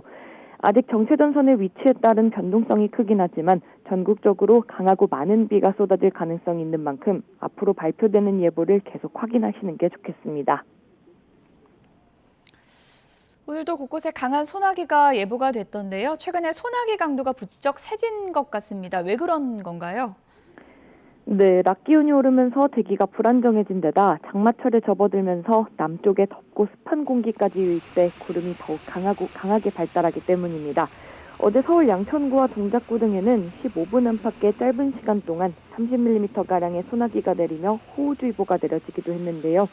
오늘도 전국적으로 30도 안팎의 더위와 함께 오후부터 밤 사이 내륙 대부분 지역에 5에서 60mm의 소나기가 예보됐습니다. 같은 서울에서도 양천구와 동작구는 30mm 안팎의 비가 내린 반면 종로구는 0.8mm에 그칠 정도로 차이가 컸습니다. 소나기는 같은 지역 안에서도 강수량 차이가 크게 나타나는 만큼 최신 기상 정보를 자주 확인하시는 게 좋겠습니다. 지금까지 과학기상부에서 YTN 김민경입니다. 지난 5월 5일 광주에서 장윤기가 얼굴도 모르는 여고생을 흉기로 살해한 사건이 있었죠. 그런데 장윤기의 성범죄 목적 살인 혐의를 뒷받침할 만한 핵심 증거 일부가 폐기된 것으로 드러났습니다. 현직 경찰관인 아버지가 벌인 일인데 형법상 친족 간 특례에 따라서 처벌은 이루어지지 않았습니다. 취재기자 연결해서 자세한 이야기 들어보겠습니다. 나연호 기자, 우선 장윤기의 범행을 입증할 어떤 증거가 폐기가 된 겁니까? 네, 여고생을 성폭행하려 하고 살해한 장윤기가 범행한 게 지난 5월 5일 새벽이었는데요. 이로부터 사흘 뒤인 8일에 장윤기가 홀로 거주하던 집을 아버지가 정리한 것으로 나타났습니다. 당시 경찰은 압수수색을 이미 벌인 뒤여서 집 내부에 대해 보존 조치는 하지 않았습니다. 장윤기 아버지는 경찰 간부급으로 아들 범행 이후 현재 휴직 상태인데요. 장윤기 아버지는 집에 있던 이른바 리얼돌로 불리는 성인용 인형을 폐기한 것으로 드러났습니다. 아예 여러 조각으로 잘라서 해체해버린 건데요. 경찰 압수수색 당시 확인된 성인용 인형에는 가슴과 목 부위가 집중적으로 훼손돼 있었습니다. 이는 장윤기의 범행 목적을 성범죄로 판단한 핵심 증거가 됐고요. 검찰은 이를 근거로 일반 살인죄보다 무거운 강간살인죄를 장윤기에게 적용해 기소했습니다. 아울러 장윤기 아버지는 아들이 중고등학생 시절 사용했던 구형 휴대전화도 이 모두 불태워버린 것으로 드러났습니다.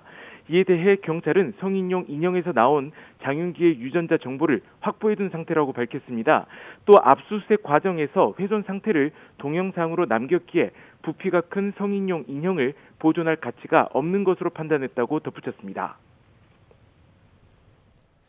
현재 경찰관인 아버지가 증거를 폐기한 건데 이걸 처벌할 수가 없다고요? 네, 그렇습니다. 형법 155조 증거인멸 등과 친족 간의 특례 조항에 따른 건데요. 다른 사람 형사사건 증거를 없애면 5년 이하 징역이나 700만 원 이하 벌금을 물리는데요. 다만 친족 또는 동거 가족이 증거를 없애면 처벌하지 않는다고 되어 있습니다. 이에 따라 검찰은 장윤기 부모를 형사 입건하지는 않았습니다. 정성호 법무부 장관은 자신의 소셜미디어 계정에 검찰이 보안수사 단계에서 장윤기 성범죄 의도를 밝혀냈다고 강조했는데요. 한편으로 현직 경찰관인 아버지가 중요 증거를 인멸했음에도 곧바로 제재하기 어려운 현실이라며 친족 특례 역시 개선해야 할 부분은 없는지 검토해볼 필요가 있다고 지적했습니다. 장윤기는 지난 5월 5일 새벽 광주의 인적드문 보행로에서 귀가하던 여고생을 성폭행 목적으로 납치하려다가 살해한 혐의로 기소됐습니다. 장 씨의 두 번째 공판은 오는 13일 광주지방법원에서 열릴 예정입니다. 지금까지 광주 전남 취재본부에서 YTN 나인호입니다. 이처럼 지난 5월 광주에서 발생한 여고생 살인 사건 이후에 학생 안전에 대한 우려와 불안이 가시지 않고 있는데요. 경찰이 위급 상황에서 버튼만 누르면 강한 경보음과 함께 불빛이 뿜어져 나오는 전자 호루라기를 학생들에게 나눠주고 있습니다. 홍성욱 기자입니다. 지난 5월 광주 도심에서 발생한 여고생 살인 사건. 23살 장윤기는 늦은 밤 귀가하던 일면식 없는 17살 여고생을 살해했고 도우러 온 남학생에게도 흉기를 휘둘렀습니다. 사건 이후 학생과 학부모 불안이 커졌습니다. 경찰이 교육당국, 자치단체와 손잡고 안전한 등하굣길 만들기에 나섰습니다. 등교하는 학생들에게 나눠주는 건 다름 아닌 LED 전자 호루라기. 가방이나 교복에 휴대할 수 있고 버튼만 누르면 강한 경보음과 함께 LED 조명이 작동됩니다. 다양하게 있으니까 혹시나 위급할 때 쓰면 돼. 가방에 넣고 다니면 든든할 거야. 학생들 반응도 만족스럽습니다. 가로등 없는 곳에서는 확실히 무서우니까 그럴 땐 괜찮을 것 같아요. 위급 상황에서 주변에 자신의 위치를 신속하게 알리고 도움을 요청할 수 있습니다. 사람도 없고 어두운 골목 지나가면은. 춘천경찰서가 이번에 학생들에게 배부한 전자호루라기는 모두 190개. 교육당국은 만족도 조사를 거쳐 보급을 확대하겠다고 화답했습니다. 소리가 나고 불빛이 나니까 위험할 때는 아주 유용한 수단이 될 것 같습니다. 교육청에서도 좀 보급할 수 있는 방법을 찾아보도록 하겠습니다. 경찰은 전자호루라기 보급과 함께 학생들이 주로 이용하는 장소에 대한 순찰을 강화하는 등 안전한 등하굣길 만들기에 최선을 다할 방침입니다. YTN 홍석입니다. 충남 서산의 한 아파트 단지에서 완구용 승용물인 스윙카를 타다가 승용차에 치여서 치료를 받아오던 8살 초등학생이 결국 숨졌습니다. 이에 따라서 충남 서산경찰서는 교통사고 처리 특례법상 치상 혐의로 입건해 조사 중이던 50대 운전자 A씨의 혐의를 피해자 사망에 따라 치사 혐의로 전환했다고 밝혔습니다. A씨는 지난달 28일 오후 2시쯤 서산시 지곡면의 한 아파트 단지 내 도로를 운전하다 경사로에서 스윙카를 타고 내려오던 초등학교 2학년 남아 2명을 들이받은 혐의를 받고 있습니다. 이 사고로 심정지 상태로 이송돼 긴급수술을 받았던 B군은 어젯밤 끝내 숨졌고 함께 있던 어린이는 중상을 입고 치료를 받고 있습니다. 전국 장애인 차별 철폐연대가 6개월 만에 출근길 지하철 탑승 시위를 재개했습니다. 전장현은 오늘 아침 8시부터 서울 지하철 1호선 시청역 서울역 방면 승강장에서 기자회견을 열고 지하철 탑승 시위를 벌였습니다. 전장현은 정부에 장애인 권리 예산을 보장하라고 촉구하고 오세훈 서울시장에게는 중증장애인 맞춤형 공공 일자리에서 해고된 400명의 복직을 요구했습니다. 이후에 전장형 활동가 60명이 열차에 나눠 타는 방식으로 시위를 했는데 시민과의 충돌이나 크게 열차가 지연된 사례는 없었습니다. 사상자 7명이 발생한 한화 에어로스페이스 폭발 사고와 관련해서 경찰이 폭발 전 세척기 내부 탱크를 청소하고 있었다는 관계자 진술을 확보했습니다. 경찰은 폭발 사고 현장에서 세척 도구와 배관 부품 등 17점을 확보해 국가수에 정밀 감정을 의뢰했습니다. 취재기자 연결해서 자세한 내용 알아보겠습니다. 오승훈 기자, 경찰 수사 상황 전해주시죠. 네, 대전경찰청 광역범죄수사대는 한화 에어로스페이스 폭발 사고와 관련해 작업자들이 폭발 전 세척기 내부를 청소하고 있었다는 진술을 확보했습니다. 고압 세척기 내부 탱크에 가라앉아 있는 화약 찌꺼기 등을 세척 도구를 활용해 제거하다가 마찰이나 정전기 등으로 폭발했을 가능성을 살펴보고 있습니다. 세척 도구 중 일부는 전기가 흐르는 소재로 만들어졌고 긴 막대와 짧은 호미 등 다양한 형태였던 것으로 파악됐습니다. 폭발이 일어난 곳은 배관과 밸브, 장비에 묻은 화약 찌꺼기를 씻어내던 세척 공간으로 알려졌습니다. 장비 등을 수조에 담갔다가 고압 세척기를 사용해 추가로 찌꺼기를 제거하는 작업을 한 것으로 전해졌습니다. 경찰은 또 세척기에 연결된 배관은 외부 업체가 청소했지만 세척기 내부 청소는 회사 직원들이 맡아왔다는 진술도 확보했습니다. 현재 경찰은 사고 현장에서 세척 도구와 배관 부품 등 17점을 확보해 국립과수사연구원에 정밀감정을 의뢰한 상태입니다. 경찰은 업무상 과실치사상 혐의로 가재웅 대전 사업장장을 입건해 수사하고 있습니다. 이와 함께 노동당국도 산업안전보건법 위반 혐의로 가 사업장장을, 중대재해처벌법 위반 혐의로 손재희 대표이사를 각각 입건해 조사하고 있습니다. 지금까지 대전 충남 세종 취재본부에서 YTN 오승훈입니다.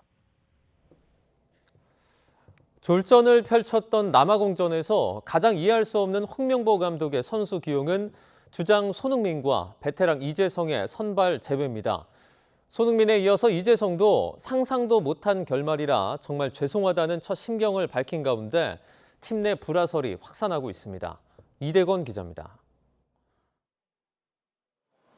홍명보 감독보다 하루 늦게 동갑내기인 주장 손흥민과 함께 귀국한 이재성. 이후 자신의 SNS를 통해 첫 심경을 전했습니다. 먼저 승리의 기쁨이 아닌 패배의 아픔을 전하게 돼 정말 죄송하다고 사과했습니다. 그러면서 상상하지 못했던 결말이라 그 어느 때보다 받아들이기 어렵다고 밝혔습니다. 대표팀 베테랑 이재성은 체코 멕시코와의 1, 2차전에 선발 출전했지만 마지막 남아공전엔 아예 그라운드를 밟지 못했습니다. 전방 압박을 위해선 손흥민과 함께 선발 기용이 필수적인데 쉽게 이해할 수 없는 대목입니다. 하이드레이션 브레이크 중 이재성 투입을 재촉하는 이강인의 말이 담긴 영상이 퍼지면서 팀 내 불화설도 확산하고 있습니다. 진종호 국민의힘 의원은 선수들 인터뷰를 둘러싸고 감독과 일부 선수들 사이에 갈등이 있었다는 제보가 있다고 밝히기도 했습니다. 다만 홍명보 감독은 멕시코 현지에서 이미 내부 문제는 전혀 없었다고 말했습니다. 전혀 저희는 이제 그런 거를 내부적에 같이 있으면서도 느끼지 못하고 있고 선수들과의 관계 이런 걸 전혀 느끼지 못하고 있는데 축구협회도 인터뷰 문제로 손흥민과 이재성이 선발에서 제외되었다는 건 사실이 아니라는 입장입니다. YTN 이대건입니다. 일본 축구협회가 북중미 월드컵 32강전에서 탈락한 모리야스 하지메 대표팀 감독에게 유임을 요청할 방침이라고 교도통신이 보도했습니다. 미야모토 스네야스 일본 축구협회장은 기자들에게 아직 공식적인 조치는 취해지지 않았다고 전제하면서 이 같은 구상을 밝힌 것으로 전해졌습니다. 모리야스 감독은 2018년부터 일본 대표팀을 이끌고 있으며 이번 월드컵 조별리그에서 1승 2무를 기록해 32강에 올랐지만 브라질에 1대2로 패배했습니다. 네, 월드컵 관심 경기 짚어봤고요. 정치권 소식 이어가겠습니다. 여야의 상임위 배분 충돌이 계속되고 있습니다. 민주당이 법사위원장을 포함해 11개 상임위 위원장을 단독 선출한 것을 놓고 야당의 반발이 큰 상황인데요. 국민의힘 오전 회의에서는 서영교 법사위원장의 사퇴 주장도 나왔는데 오후 의총에서 구체적인 대응 수위를 논의할 예정입니다. 국회 취재기자 연결해 보겠습니다. 양동훈 기자. 네, 국회입니다. 네, 여야 간의 원구성 대치 상황. 오늘 국민의힘 의원총회가 분기점이 되겠죠? 네, 22대 국회 후반기 원 구성에서 민주당이 먼저 11개 상임위원장 자리를 가져갔고 국민의힘은 다수당의 폭거라고 목소리를 높여왔습니다.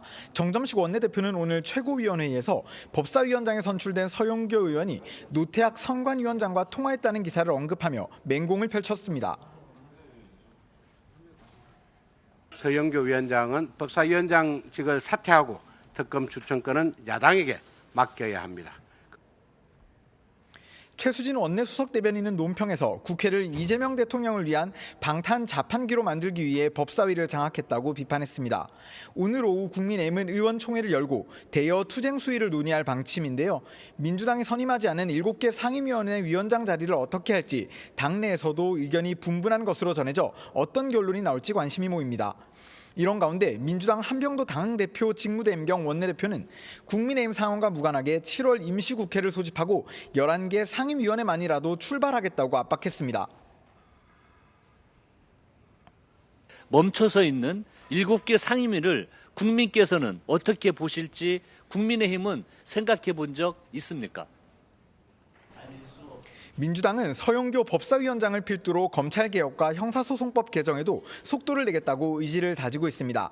이재명 대통령은 어제 민주당 원내 지도부와의 만찬에서 국정과제 입법에 속도를 내달라고 주문하기도 했는데 법사위는 오늘 오후 바로 첫 회의를 잡았습니다. 오늘 회의에서는 민주당 단독으로 간사 선임과 법안심사 제1소위원회 구성을 논의할 예정입니다. 전당대회를 앞두고 있는 민주당이나 또 징계 절차를 앞두고 있는 국민의힘, 양당 모두 지금 내부 갈등이 계속되고 있죠? 네, 다음 달 17일 전당대회를 앞둔 민주당에서는 당권 주자들이 본격적으로 전면에 나서고 있는데요. 총리직을 내려놓고 당으로 돌아온 김민석 의원은 오늘 첫날부터 광폭 행보를 이어갑니다. 온종일 충청권에서 시장 상인들을 만나고 기업체도 방문하는데 마침 이재명 대통령도 오늘 충남 아산에서 충청권 첨단 산업 발전 비전 보고회를 열었습니다. 어제는 당권 주자들이 모처럼 이 대통령과 문재인 전 대통령의 만남을 계기로 당내 통합이 필요하다는 메시지를 한 목소리로 냈는데요. 다만 전당대회 룰 세팅을 놓고 벌써부터 삿바 싸움이 시작된 모양새입니다. 전국 순회 경선을 어느 지역부터 하느냐에 따라 특정 후보에게 유불리가 있다는 반발이 나온 건데 조금 전 전당대회 준비위원회 2차 회의에서는 일단 기존 결정대로 추진한다는 결론이 나왔습니다. 국민의힘 내부 다툼도 만만찮은데요. 지난 재보궐선거 과정에서 무소속 한동훈 의원을 지원했다는 이유로 친한계 의원들에 대한 징계가 검토된다는 소식에 분위기가 과열되고 있습니다. 당내 투톱인 정점식 원내대표까지 나서서 의원들에 대한 징계는 신중하게 진행해야 한다고 견제구를 날리는 등 우려의 목소리도 커지고 있습니다. 오후에 열릴 의원총회에서는 이 징계 국면을 놓고도 의원들 간의 격론이 벌어질지 주목됩니다. 지금까지 국회에서 YTN 양동훈입니다. 코스피가 미국 기술주의 약세 마감에 영향을 받아서 급락했습니다. 코스피는 현재 4% 가까이 급락한 7,900선에서 거래가 되고 있습니다. 앞서 코스피는 4.46% 하락한 7,933으로 출발해서 장중 8,000선을 내줬고요. 낙폭을 키워서 한때 7,723까지도 밀렸습니다. 이런 폭락세에 개장 10분도 되지 않아서 코스피 시장에서는 매도 사이드카가 올해로 15번째 발동되기도 했습니다. 미국 시장에서 메타가 잉여 컴퓨터 파워를 활용한 클라우드 사업에 진출한다는 소식이 단초가 되면서 필라델피아 반도체 지수 등이 급락했고 이에 국내 반도체 주들이 하방 압력을 받은 것이라는 분석입니다. 자금난으로 회생 절차에 들어간 중앙그룹의 멀티플렉스 메가박스와 업계 2위 롯데시네마의 합병이 결국 무산됐습니다.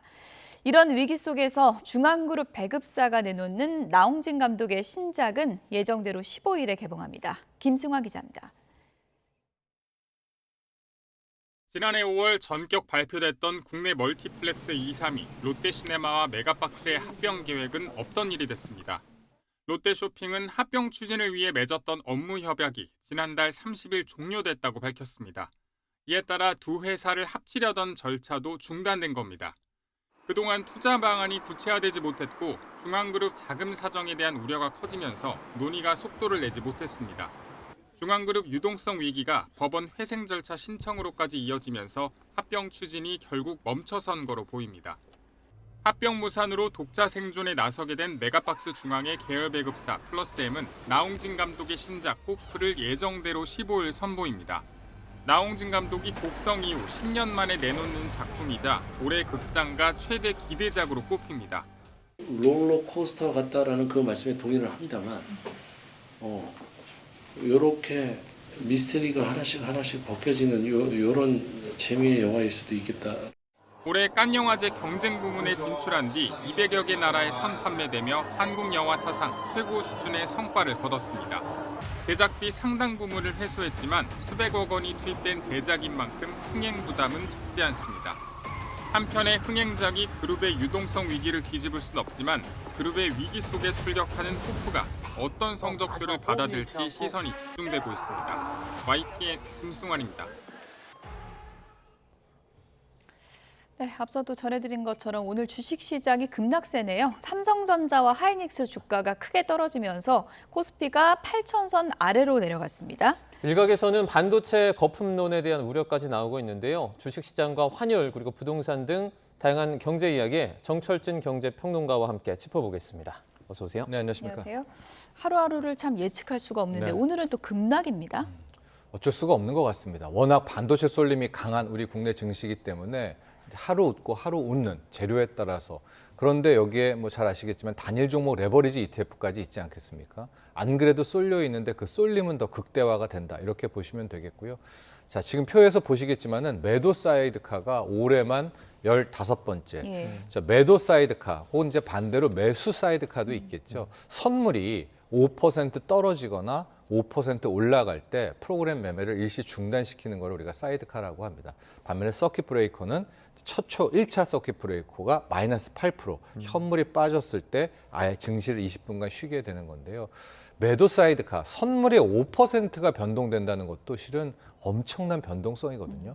시장이 여러분 5% 이자율을 생각해 보십시오. 5%를 그 순식간에 위로 혹은 아래로 간다라는 것이 그만큼 얼만큼 우리의 반도체 쏠림이 심한가 그 여파를 우리가 여실히 또 보는 그런 대목입니다. 네, 일각에서는 지금 뭐 말씀해 주신 그 쏠림과 함께 반도체 거품론이 계속해서 나오고 있잖아요. 또 장이 이렇게 안 좋으니까 이런 어떤 우려들이 많이 좀 커지는 것 같아요. 네, 아직까지 거품론을 논하기에는 좀 왜냐하면 거품이라는 것은 벌어들이는 돈이 없는데 그에 비해서 과대평가를 받았을 때 문제 아니겠습니까?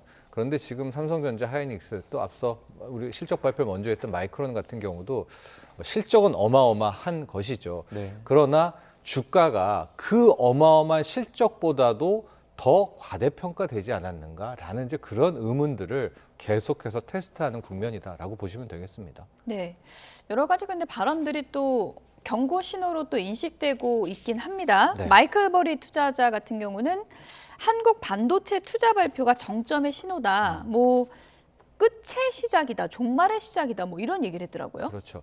순서상을 보면 메타 이야기를 먼저 하고 그걸 본 또 마이클 버리의 코멘트 이렇게 가는 게 맞을 것 같은데요. 메타, 우리가 알고 있는 바로 그 메타 플랫폼스입니다. 여기가 그동안에는 자기가 뭐 있는 돈 없는 돈 다 끌어 모아서 끝판왕 투자를 하겠다. 그래서 AI 데이터 센터를 무조건 많이 짓겠다라고 이야기를 했는데 간밤에 메타가 갑자기 짓다 보니까 남는 AI 컴퓨팅 전력이 있다는 거예요. 남는 이걸 가지고 자기네가 이 GPU를 가지고 그 컴퓨팅 파워죠. AI 컴퓨팅 파워를 가지고 이제 클라우드 사업을 하겠다. 그 GPU 임대 사업을 하겠다라는 아주 쉽게 말씀드리면은 이 발표를 하는 게 이게 지금 먼저 큰 발단이에요.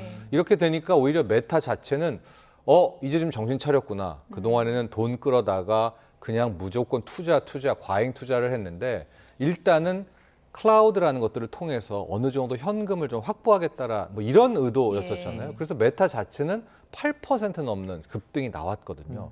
그런데 이제 여기서부터가 문제입니다. 왜냐? 그동안 메타라든가 뭐 우리가 알고 있는 이런 빅테크들 같은 경우에는 하이퍼스케일러들은 돈을 벌든 못 벌든 먼저 엄청난 AI 데이터 센터를 져서 소위 말한 AI의 패권을 자기네들이 쥐겠다는 경쟁을 했었잖아요. 그런데 메타가 일종의 좀 말이 안 되는 소리를 했잖아요. 아니 뭐 이 컴퓨팅 파워가 남아돌아?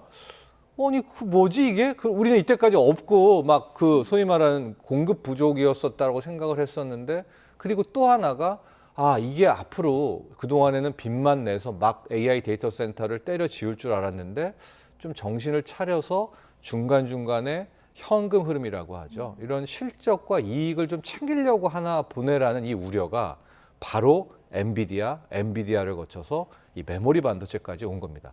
왜냐하면 이런 하이퍼스케일러라든가 빅테크들이 막 무자비한 투자를 해서 가장 큰 혜택을 본 게 실은 엔비디아였었고요.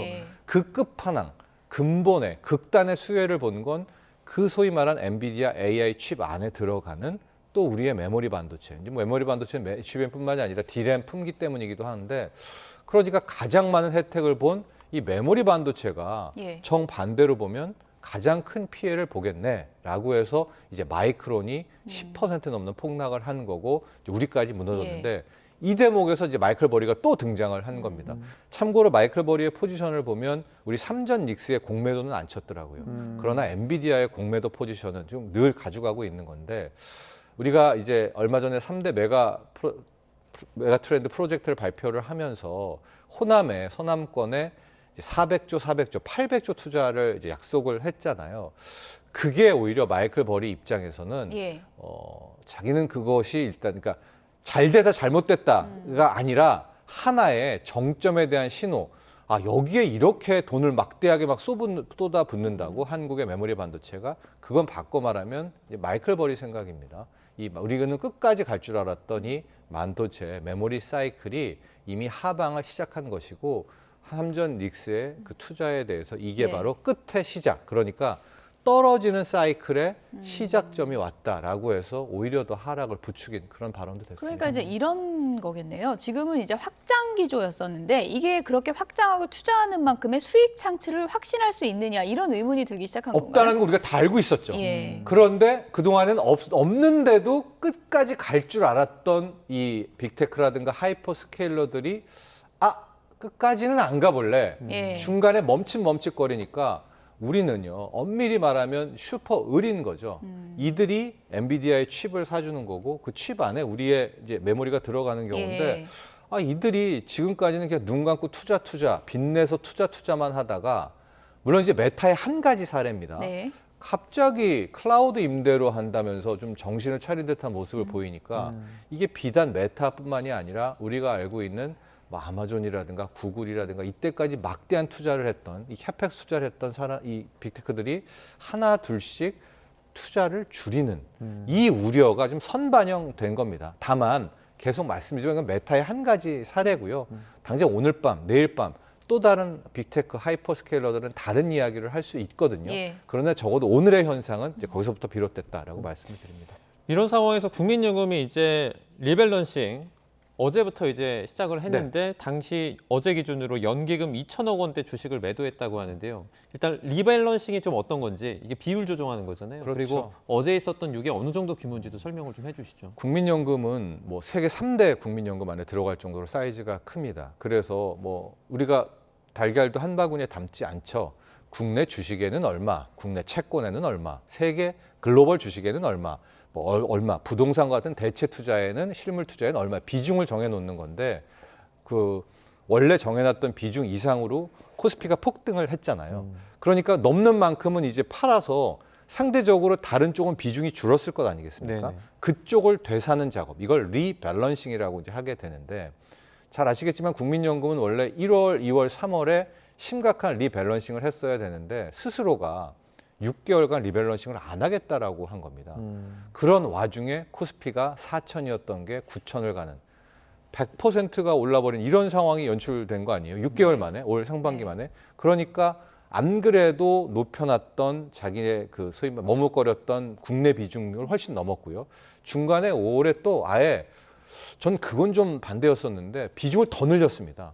그러니까 최대 국내 비중을 국민연금이 한 27%, 28%도 채울 수가 있는데 지금 그거보다도 더 넘은 거예요.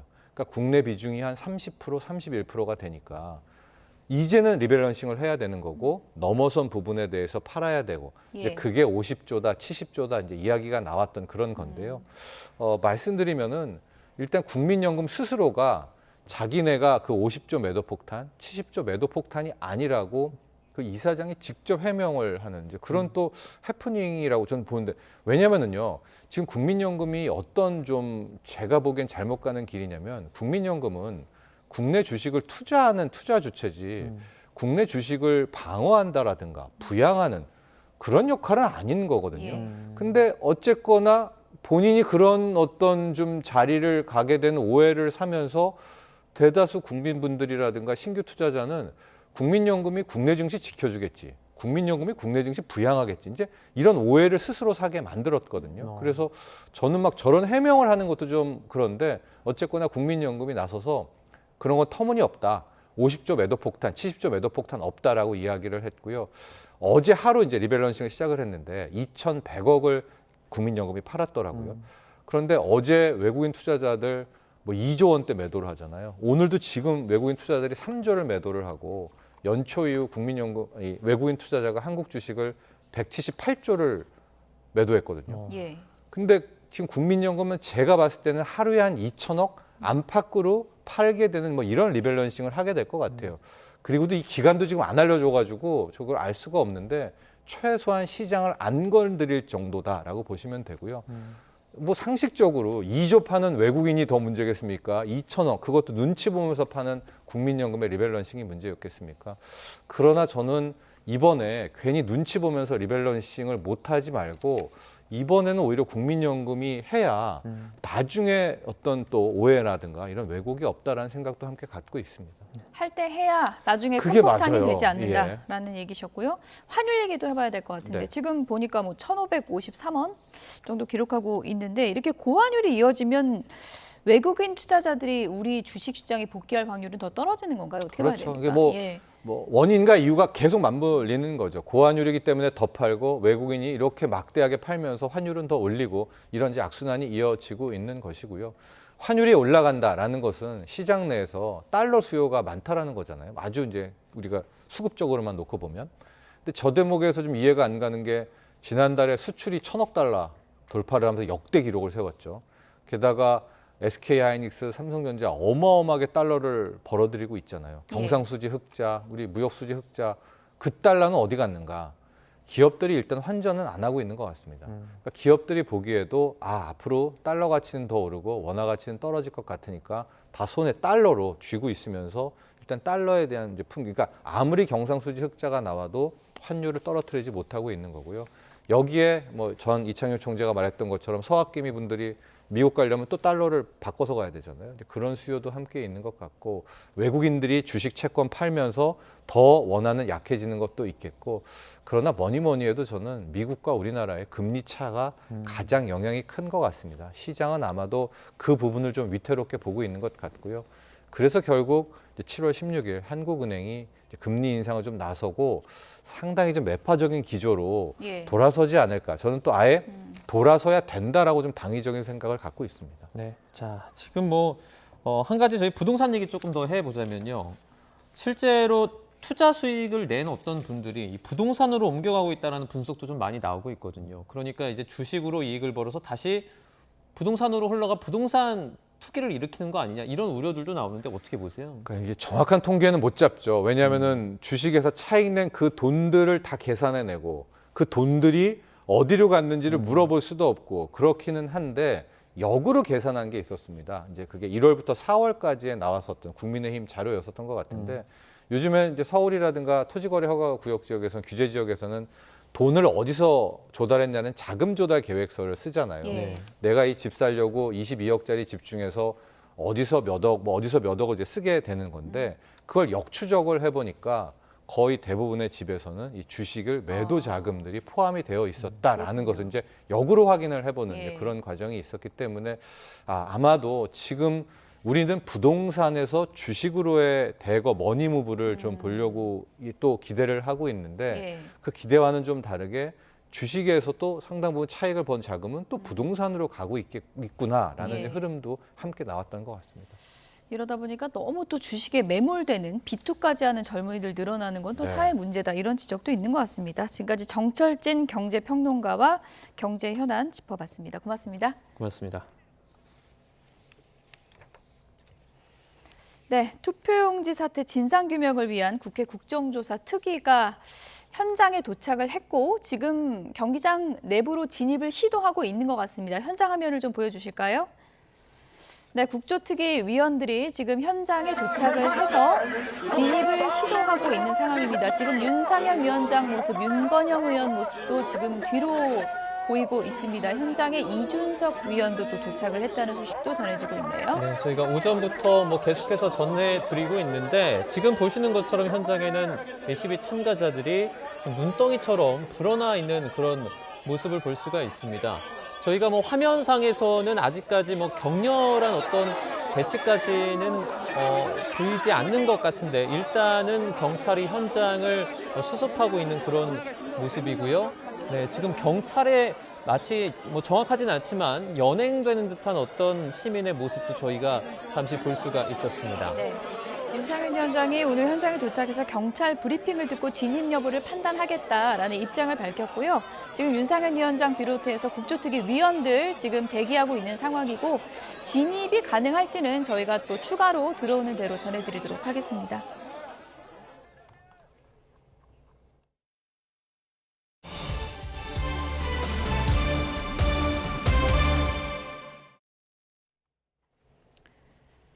미국과 이란의 종전 후속 협상이 카타르 도하에서 마무리됐습니다. 트럼프 대통령은 아주 좋은 회담이었다고 평가했지만 양측은 여전히 호르무즈 해협과 이란 핵 문제를 놓고 이견을 드러냈습니다. 워싱턴에서 신윤정 특파원입니다. 트럼프 미 대통령은 이란과의 종전 후속 협상에 대해 아주 좋은 회담들이 있었다며 이란 비핵화가 순조롭게 진행되고 있다고 주장했습니다. Denuclearization of Iran is moving along well. They've had very good meetings and we'll see. 이란과의 전면전 재개 가능성에 대해서는 지난주 이란을 강하게 타격해 많은 진전을 이뤘다고 생각한다며 신중한 입장을 보였습니다. 카타르 도하에서 열린 실무 협상은 미국과 이란 대표단이 직접 마주하지 않고 카타르와 파키스탄이 양측을 오가며 의견을 조율하는 방식으로 진행됐습니다. 미국은 스티브 위트코프 중동 특사와 트럼프 대통령의 맞사위 제러드 쿠슈너를 보내 협상 토대를 마련했고 이란은 카젬, 가리바바디 외무차관이 중재국들과 잇따라 회담했습니다. 미국의 회담 최우선 과제는 호르무즈 해협의 안전하고 자유로운 통항체계 구축이었습니다. 제이디 벤스 미국 부통령은 현재 협상은 상선 운항 문제에 집중하고 있다며 유가 하락 등 진전을 계속 이어가기 위해 노력하고 있다고 밝혔습니다. Talking about some of the details here, making sure commercial traffic really does. It's already started in an amazing direction. 반면 호르무즈 해협 항로 통제권과 60일 이후 통행료 부과 방침을 굽히지 않고 있는 이란은 회담 중에도 승인받지 않은 외국 선박이 해협에서 좌초됐다고 전하며 무력 시위를 벌였습니다. 이란은 이번 회담에서 동결 자산 60억 달러 가운데 일부를 물품 구매에 사용하는 방안을 카타르와 논의했다며 동결 자산 해제를 강조했습니다. 또 레바논 휴전 이행을 위해 양해각서 위반 사항을 보고할 연락 채널도 구축하기로 했다고 밝혔습니다. 양측 모두 지난주 무력 충돌에 따른 위기를 낮추기 위해 대화 국면은 유지했지만 쟁점을 놓고 이견이 여전한 만큼 고위급 회담 성사까지는 상당한 진통이 불가피해 보입니다. 워싱턴에서 YTN 신윤정입니다. 네, 앞서서 국회 국정조사 특위 위원들이 지금 핸드볼 경기장을 진입하기 위해서 시도하고 있는 상황 현장 화면으로 보여드렸고요. 지금 시위대에 막혀서 들어가지 못하고 있는 상황이어서 지금 경찰이 투입이 됐고 특위 위원들이 들어갈 수 있는 진입로를 확보하기 위해서 시위대를 이동 조치하고 있다라는 속보가 들어왔습니다. 추가 소식이 들어오는 대로 다시 한번 전해드리겠습니다. 네, 증시 소식도 하나 들어왔는데요. 앞서 코스피가 이제 5% 넘게 급락해서 매도 사이드카 발동됐다라는 소식 전해드렸었는데 코스닥 역시 급락해서 매도 사이드카가 발동이 됐습니다. 현재 890선이 깨진 상태로 보입니다. 다시 한번 전해드리겠습니다. 코스피에 이어서 코스닥도 급락을 통해 매도 사이드카가 발동됐다라는 소식이고요. 자세한 내용은 저희가 이어지는 뉴스에서 정리해서 좀 더 전해드리도록 하겠습니다. 뉴스 나오는 잠시 뒤에 이어집니다. 오늘 서울은 하늘빛이 잔뜩 흐립니다. 구름이 볕을 가리면서 현재 서울 기온은 25도 안팎으로 크게 치솟진 못하고 있는데요. 문제는 습도입니다. 습도가 점차 높아지면서 다소 후텁지근하게 느껴지고 있으니까요. 통풍이 잘 되는 시원한 옷차림 하고 나오시기 바랍니다. 오늘은 대부분 구름이 많거나 흐린 날씨 보이고 있습니다. 다만 낮까지 제주도에는 5mm 미만의 비가 조금 더 이어지겠고요. 내륙 곳곳으로는 오후부터 밤 사이 5에서 60mm의 소나기가 지나겠습니다. 오늘 내륙의 한낮 기온은 대부분 30도 안팎까지 오르겠습니다. 서울 29도, 광주와 대구는 30도로 평년과 비슷하거나 조금 높겠습니다. 정체전선이 북상함에 따라 주말인 모레는 충청 이남 지방에 다시 장맛비가 오겠고요. 휴일에는 비구름이 전국으로 확대하며 서울 등 수도권 지역도 첫 장마가 시작될 가능성이 있겠습니다. 오늘 소나기가 내리는 곳에서는 짧은 비가 강하게 쏟아질 수 있겠습니다. 벼락과 돌풍이 동반되는 곳도 있을 것으로 보이는 만큼 교통 안전과 시설물 관리에 주의가 필요하겠습니다. 지금까지 YTN 윤수빈입니다. 뉴스나우 오늘 순서는 여기서 마치겠습니다. 시청해주신 여러분 고맙습니다.